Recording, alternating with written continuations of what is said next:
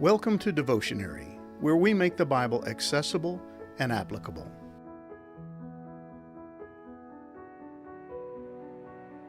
Isaiah chapter 8, verses 1 through 10 continues the theme of God's presence.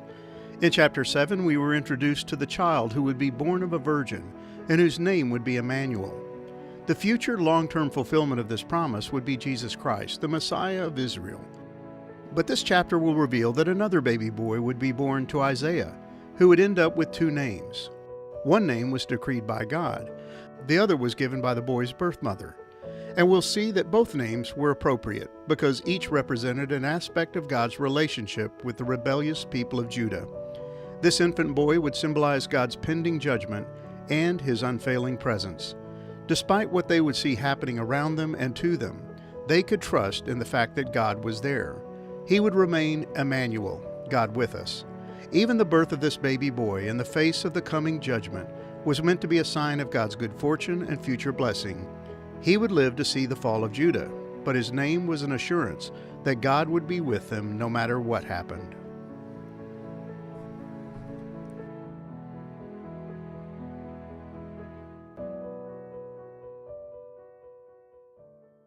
If you recall, in the previous chapter, Isaiah told King Ahaz that God was going to give him a sign. Therefore the Lord himself will give you a sign. Behold, the virgin shall conceive and bear a son, and shall call his name Immanuel. Isaiah 7, verse 14. Now as we open chapter 10, God gives Isaiah a rather bizarre set of instructions. He was to inscribe on a clay tablet the name Maher-shalal-hash-baz, which roughly translates, speeding to the plunder, hurrying to the spoil. The act of inscribing this name on the tablet was intended to serve as a prophetic pronouncement of what was to take place, and God had Isaiah seek two men to attest to the validity of the document's content and date. Then we're told that Isaiah had sexual relations with the prophetess. We're not told who this woman was, but the phrase "I went to" conveys the idea of drawing near to someone or something. In this case, Isaiah drew near for the purpose of sexual relations. And it appears as a euphemism several other places in Scripture for the first sexual encounter between a husband and his new wife. So it would appear that Isaiah married this unnamed prophetess, and she became pregnant with his child. And God commanded Isaiah to name his new son Maher-shalal-hash-baz. But it appears that upon the birth of their son, Isaiah's wife had named the boy Immanuel, which means God with us. But God had clearly told Isaiah to use the rather strange name Maher-shalal-hash-baz. It's interesting to note the difference in meaning between these two names. One communicates a promise of God's intimate and pervasive presence and protection. The other describes powerlessness at the hands of an enemy and the resulting state of being plundered. In a way, the people of Judah had the mistaken notion that because they were the chosen people of God, He would be with them and protect them, but they had forsaken Him. And faced with the threat of the military alliance between Israel and Syria, they had chosen to put their trust in Assyria, not God. But God warns that before Maher-shalal-hash-baz was old enough to speak his first words, Syria and Israel would be conquered by the Assyrians. And the book of 2 Kings records for us exactly what happened. In the 52nd year of Azariah, king of Judah, Pekah the son of Remaliah began to reign over Israel and Samaria, and he reigned 20 years. And he did what was evil in the sight of the Lord. He did not depart from the sins of Jeroboam the son of Nebat, which he made Israel to sin.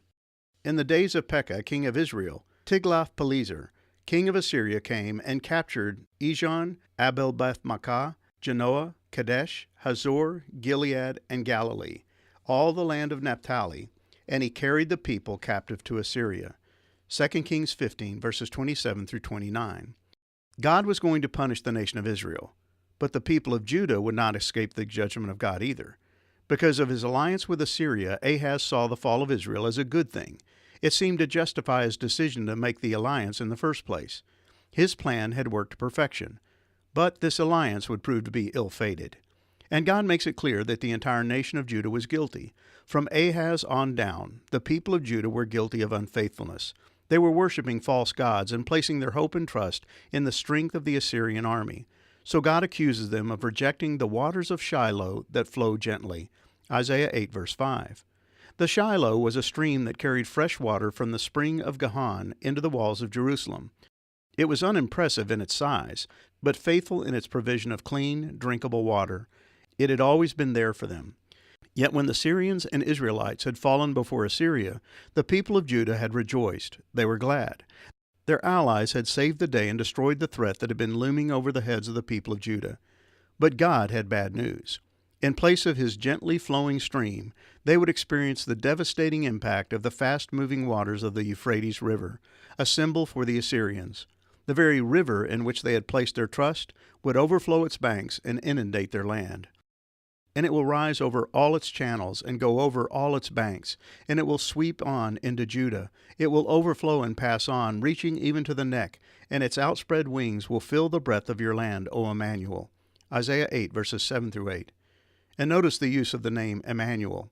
In spite of the dire predictions found in these verses, God informs his people that he will be with them. So the name given to the baby by his mother was correct. But so was the name given by Isaiah. There would be plundering and devastation, but also the consistent and persistent presence of God.